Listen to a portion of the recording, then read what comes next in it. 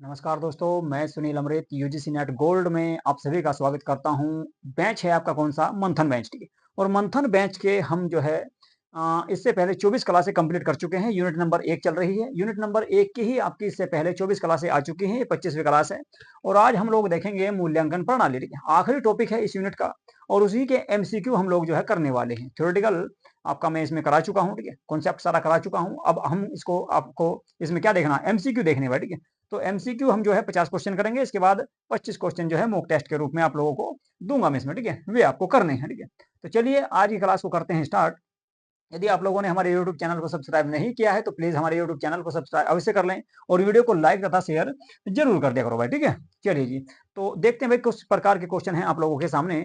सबसे पहला जो क्वेश्चन है आपका मूल्यांकन प्रणाली पर आधारित, ठीक है, जो क्वेश्चन रहेंगे। तो सबसे पहला टॉपिक है आपका मूल्यांकन के तत्व और प्रकार के बारे में बात करेंगे। जो आपकी पिछली क्लासों में मैंने आप लोगों को पढ़ाए थे मूल्यांकन के तत्व और मूल्यांकन के प्रकार, ठीक है। तो उनके बारे में देखते हैं, ठीक है। चलिए जी, सबसे पहले दिया गया मूल्यांकन का मुख्य उद्देश्य होता है। तो बताओ भाई मूल्यांकन का जो मुख्य उद्देश्य होता है वो क्या होता है, ठीक है। मूल्यांकन का सबसे मुख्य उद्देश्य क्या है? जब आप देखो मूल्यांकन किसे कहा जाता है, पहले तो ये आपको बता दूं। मूल्यांकन का मतलब है कि बच्चे की कैपेसिटी को जांचना, ठीक है। बच्चे का जब एग्जाम कराया जाता है, बच्चे की जब हम लोग परीक्षा लेते हैं तो उसमें क्या करते हैं कि बच्चे का मूल्यांकन करते हैं, ठीक है। बच्चे को देखते हैं बच्चे ने कितना सीखा है, ठीक है? कहाँ से सीखा है, किस प्रकार का सीखा है और क्या उसमें कमियां हैं। तो कुल मिलाकर मूल्यांकन का जो मुख्य उद्देश्य होगा वो दंड देना तो बिल्कुल भी नहीं है, ठीक है।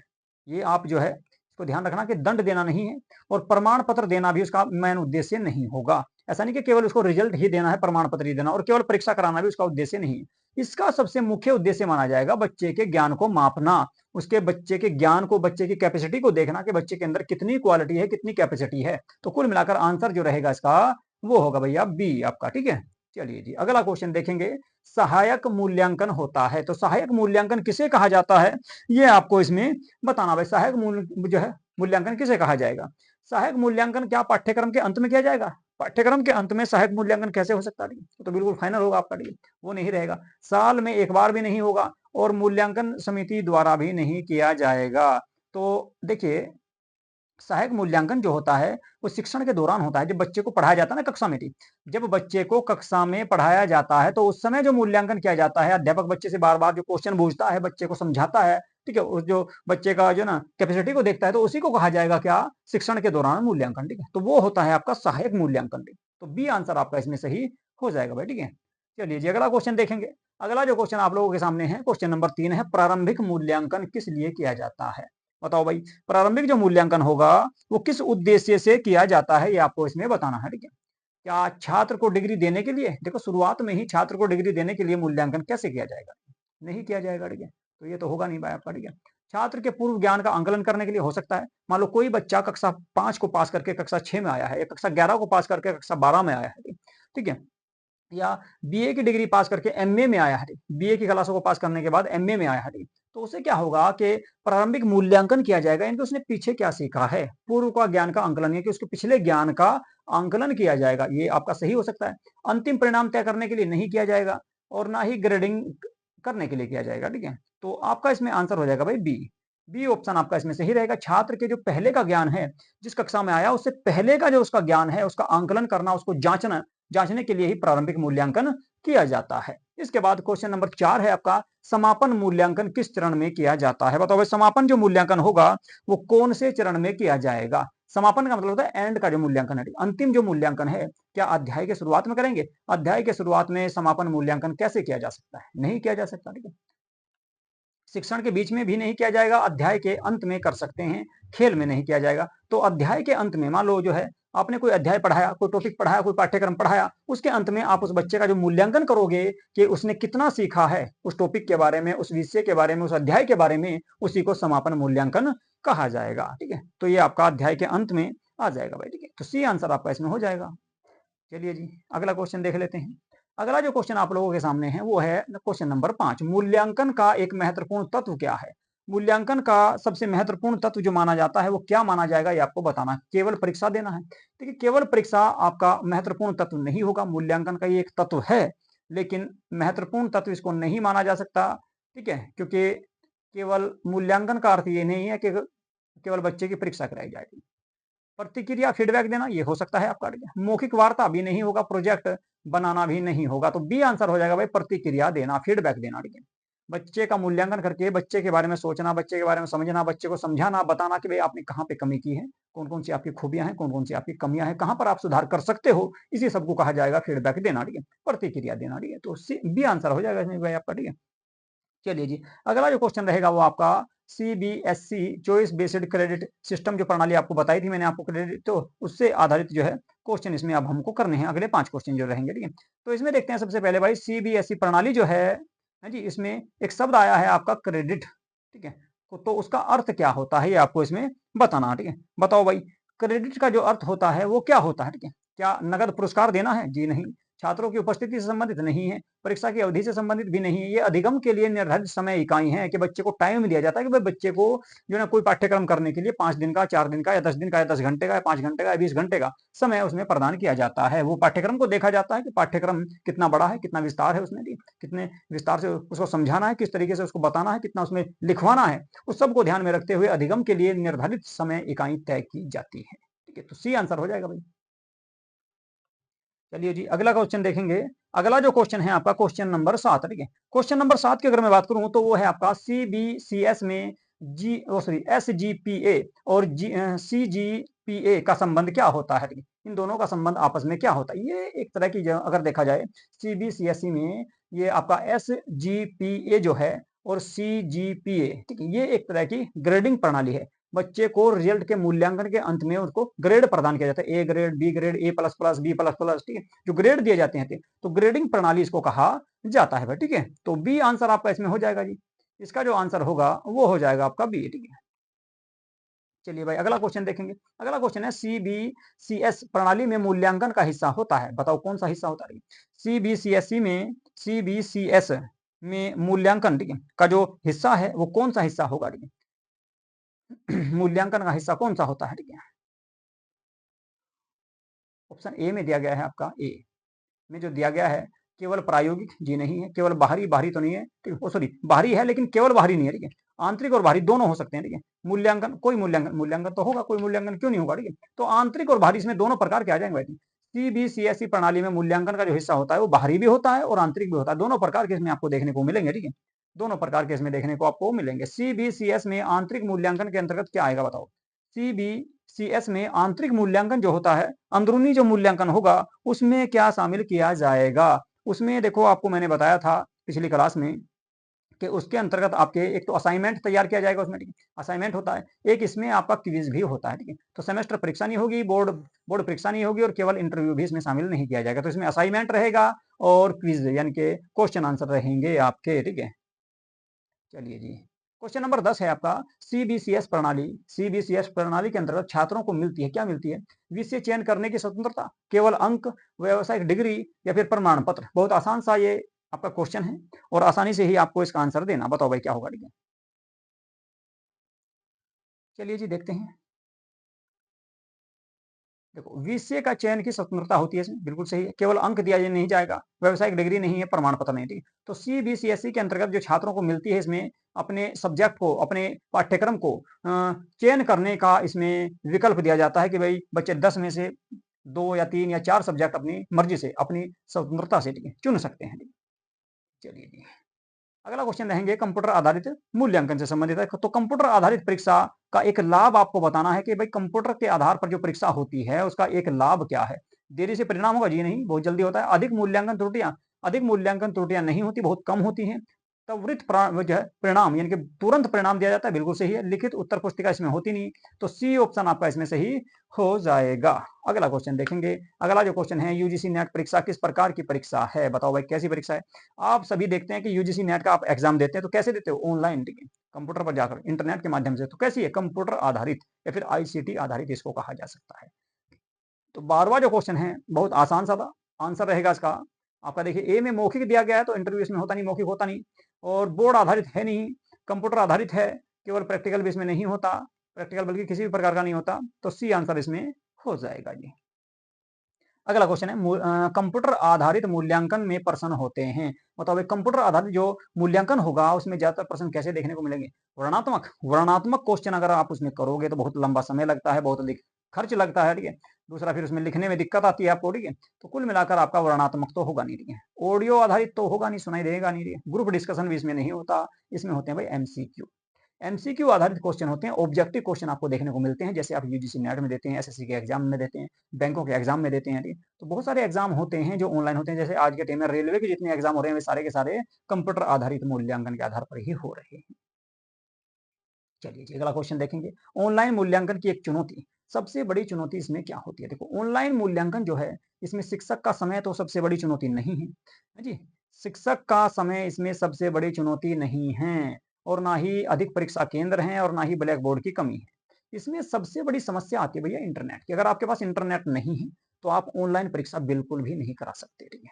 ये बिल्कुल तय है, अगर इंटरनेट नहीं है तो ऑनलाइन परीक्षा भी नहीं होगी, ना ऑनलाइन मूल्यांकन होगा। तो इंटरनेट का होना बहुत जरूरी। जैसे मान लो आज यूट्यूब है, ठीक है। अगर इंटरनेट नहीं है तो आप यूट्यूब नहीं चला सकते, इन क्लासों को नहीं देख सकते, अगर आपके पास इंटरनेट नहीं है। तो सबसे बड़ी शर्त है कि आपके पास इंटरनेट होना चाहिए। तो खराब इंटरनेट इसकी सबसे बड़ी कमी या चुनौती मानी जाएगी। क्वेश्चन नंबर 15 की बात करेंगे। कंप्यूटर आधारित मूल्यांकन में सटीकता बढ़ती है, क्यों बढ़ती है सटीकता? सही होने के चांस ज्यादा क्यों होते हैं, ठीक है। क्योंकि भाई देखो इसमें, चलिए, परिणाम गुप्त रहते हैं? ऐसा कुछ नहीं, परिणाम तो जो है इसमें उजागर किए जाते हैं। कंप्यूटर ऑटो जज करता है? जी नहीं, ऑटो जज क्यों करेगा, ठीक है। केवल शिक्षक देखता है, अधिक समय मिलता है, ठीक है। देखिए आपका क्वेश्चन नंबर 15 जो है, इसमें आपको आंसर बताना था भाई क्या।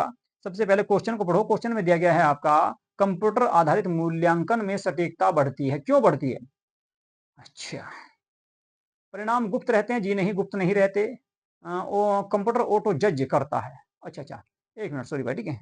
कंप्यूटर जो है, कंप्यूटर इसमें, ठीक है, कंप्यूटर चेक करता है, ठीक है। इसमें इसका मतलब है कि कंप्यूटर ऑटो जज का मतलब है कि कंप्यूटर ही इन कॉफियों को, इन जो है ओ एम आर सीट जो होती है, ओ एम आर जो सीट होती है उसको चेक करता है। ये तो बिल्कुल सही है। इसके अलावा केवल शिक्षक देखता है? जी नहीं। अधिक समय लगता है? भी नहीं। तो कंप्यूटर ऑटो जज करता है। कुल मिलाकर कंप्यूटर जो है आपके एग्जाम को, आपका जो मूल्यांकन है, आपका जो आपने जो ओएमआर शीट दी है उसको चेक करता है, ठीक है जी। या फिर ओ सॉरी, इसमें अगर ओ एम आर शीट भी नहीं है, ठीक है, एग्जाम में नहीं आती, ठीक है। इसमें आपका जो ऑनलाइन पेपर होता है उसको जो है कंप्यूटर के द्वारा ही चेक किया जाता है, ठीक है। चलिए सॉरी, ये मैंने थोड़ा सा, ओ एम आर शीट तो जो ना ऑफलाइन क्लास में आएगी, ठीक है। चलो अगला क्वेश्चन देखते हैं। अगले क्वेश्चन रहेंगे मूल्यांकन के नवाचार से संबंधित, ठीक है। तो गेमिफिकेशन का अर्थ क्या होता है ये आपको बताना है भाई। गेमी की गेमिफिकेशन का मतलब खेल से संबंधित है, ठीक है। तो खेल में परीक्षा लेना, ए में आ गया। बी में दिया गया आपका खेल आधारित अधिगम और मूल्यांकन। सी में केवल खेल कराना, और डी में है आपका परीक्षा का बहिष्कार, ठीक है। एक मिनट भाई, ठीक है,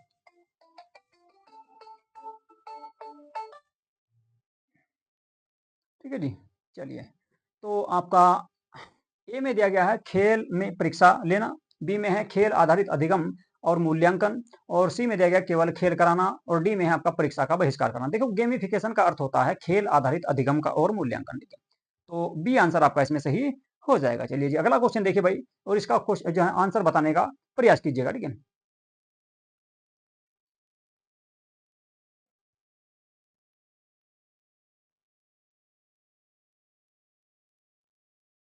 चलिए भाई फटाफट बताइए इसका आंसर। काहूत और क्विज़ किसका उदाहरण है, किसका एग्जाम्पल है, ये आपको इसमें बताना है, ठीक है। तो क्वेश्चन नंबर 17 का आंसर आप लोगों को देना है। ए में दिया गया है आपका क्या, ऑनलाइन परीक्षा टूल। बी में है ई पुस्तक। सी में दिया गया गेम आधारित मूल्यांकन टूल, और डी में दिया गया है एल एम एस। देखो भाई, काहूट और क्विज किसका एग्जाम्पल है ये इसमें पूछा गया है, ठीक है। देखो भाई, इसमें ऑफलाइन परीक्षा टूल तो ये है नहीं, ये पुस्तक भी नहीं है, और एलएमएस भी नहीं, ये गेम आधारित मूल्यांकन टूल्स इसको माना जाता है। तो सी ऑप्शन आपका इसमें सही हो जाएगा जी। अगला क्वेश्चन देखेंगे, ई पोर्टफोलियो का प्रयोग होता है। ई पोर्टफोलियो जो है उसका प्रयोग किस में किया जाता है? क्या मार्कशीट प्रिंट करने में होता है? मार्कशीट प्रिंट करने में इसका उपयोग ई पोर्टफोलियो का, क्या ई पोर्टफोलियो का उपयोग मार्कशीट प्रिंट करने में किया जाता है? बी में देगा डिजिटल अधिगम के दस्तावेज रखने में किया जाता है, या फिर फीस भरने में किया जाता है, या फिर स्कूल खोलने में। देखो स्कूल खोलने से तो इसका कोई संबंध है नहीं भाई, है जी। स्कूल खोलने से पोर्टफोलियो को कोई संबंध नहीं है, फीस भरने से कोई संबंध नहीं है, मार्कशीट को प्रिंट करने से भी कोई संबंध नहीं। इसमें क्या होता है, बच्चे का पिछला डाटा तैयार करके ऑनलाइन दस्तावेज रखा जाता है जी। डिजिटल अधिगम के दस्तावेज रखने में ये काम आता है, यानी कि कुल मिलाकर ऑनलाइन बच्चे का डाटा सारा का सारा इसमें रहेगा, बच्चे का फीडबैक रहेगा सारा, ठीक है। तो उसी को कहा जाता है ई पोर्टफोलियो। अगला क्वेश्चन है, नवाचार मूल्यांकन में कौन सा प्रभावी है? नवाचार मूल्यांकन में कौन सा प्रभावी होगा? केवल याद शक्ति? नवाचार में केवल याद शक्ति का कोई ज्यादा प्रभाव नहीं, विश्लेषण और रचनात्मकता हो सकता है ये। और बी में आपका दिया गया है, सी में दिया गया है हाजिरी, और डी में है टाइमिंग। टाइमिंग का कोई ज्यादा वो नहीं है, हाजिरी का भी ज्यादा नहीं है, और केवल याद शक्ति भी नहीं रहेगा। तो इसमें विश्लेषण और रचनात्मकता का सबसे ज्यादा प्रभाव रहता है किसमें? आपका नवाचार मूल्यांकन में, ठीक है। नई नई चीजों में विश्लेषण करते हैं, नई नई चीजों को सीखते हैं, क्रिएटिविटी आती है, उसी को कहा जाएगा रचनात्मकता। अगला जो क्वेश्चन है वो है, सह मूल्यांकन में मूल्यांकन करता है। सह मूल्यांकन में मूल्यांकन किसके द्वारा किया जाएगा? केवल शिक्षक करता है या प्रशासन करता है? छात्र अपने साथी का मूल्यांकन करते हैं या फिर विश्वविद्यालय के द्वारा किया जाता है? बताओ जी इसमें। क्वेश्चन नंबर 20 है भाई, ठीक है। क्वेश्चन नंबर 20 है, इसका आंसर बता दो क्या होगा। सह मूल्यांकन में छात्र एक दूसरे का मूल्यांकन करते हैं, एक दूसरे की क्षमता को देखते हैं, जानते हैं और उनको जो है उसमें सुधार करने का प्रयास करते हैं। तो छात्र अपने साथी का मूल्यांकन करते हैं, सी आ जाएगा जी। क्वेश्चन नंबर 21 है आपका, विविध क्वेश्चन आ जाएंगे। मूल्यांकन में नवाचार का उद्देश्य बता दो क्या है? मूल्यांकन में नवाचार का उद्देश्य क्या होता है? बहुत आसान सा क्वेश्चन है भाई। पारंपरिक पद्धतियों की समाप्ति हो जाती है, क्या केवल परीक्षा लेना है, अधिगम को रोचक और प्रभावी बनाना है, या परिणामों को गुप्त रखना? देखो, परिणामों को गुप्त रखने से तो कोई संबंध इसमें है नहीं, ठीक है। हम जो है परिणामों को गुप्त रखने का मतलब क्या हो गया नवाचार से? कोई नहीं है, ठीक है। इसके अलावा केवल परीक्षा लेना भी नहीं होगा, ठीक है। पारंपरिक पद्धति की समाप्ति भी नहीं होगी, पारंपरिक पद्धति भी आपकी चालू रहेगी। इसमें इसमें क्या होता है कि अधिगम को, लर्निंग को, टीचिंग को, ठीक है, पढ़ाने को रोचक और प्रभावी बनाने का प्रयास किया जाता है नवाचार के माध्यम से। जैसे मान लो मैं आप लोगों को पीपीटी के माध्यम से पढ़ा रहा हूँ और आप लोगों के सामने ये इस तरह से घूमकर जो है आपका ये आ रहा है, ठीक है, पीपीटी, तो आपको क्या थोड़ा सा अच्छा लगता है, ठीक है। तो ये क्या है? एक तरह का नवाचार है, ठीक है। इसके बाद देखते हैं क्वेश्चन नंबर 22, गूगल फॉर्म किसमें सहायक है? प्रमाण पत्र बनाने में, ऑनलाइन मूल्यांकन और क्विज में, नोटबुक वितरण में, या क्लासरूम डेकोरेशन में? बहुत बढ़िया क्वेश्चन है भाई, आसान सा है, आंसर दे दो फटाफट, ठीक है। चलो जी, देखो गूगल फॉर्म किस में सहायक है? प्रमाण पत्र बनाने में तो कोई ज्यादा इसका रोल रहेगा नहीं, ऑनलाइन मूल्यांकन में और क्विज में इसका सबसे ज्यादा प्रयोग किया जाएगा, सबसे आसान होगा। नोटबुक वितरण में नहीं आएगा, क्लासरूम डेकोरेशन में नहीं आएगा, तो बी आंसर आपका इसमें हो जाएगा जी, ठीक है। चलिए भाई, अगला क्वेश्चन देखेंगे। क्वेश्चन नंबर है 23, मूल्यांकन का सही कथन बताओ भाई क्या है? मूल्यांकन का सही कथन बता दो आप लोग, इसमें क्या होगा? ए में दिया गया है क्या केवल अंक देना मूल्यांकन है? जी नहीं, केवल अंक देना मूल्यांकन नहीं है। कई बार आप लोगों को बता चुका हूं कि केवल रिजल्ट देना, प्रमाण पत्र देना ही मूल्यांकन नहीं माना जाता। मूल्यांकन अधिगम से अलग होता है। मूल्यांकन अधिगम पर देखो, अधिगम से अलग क्यों होगा? अधिगम से अलग तो हो ही नहीं सकता। मूल्यांकन जो है वो अधिगम से अलग तो नहीं हो सकता, और ना ही केवल इसका काम केवल अंक प्रदान करना होता है। मूल्यांकन से छात्र डरते हैं भाई, रिजल्ट से नहीं डरते बच्चे, ठीक है। रिजल्ट तो आना ही है, ठीक है? इंतजार करते हैं बल्कि उसका कि कब आएगा रिजल्ट हमारा, ठीक है। तो मूल्यांकन अधिगम प्रक्रिया का भाग है।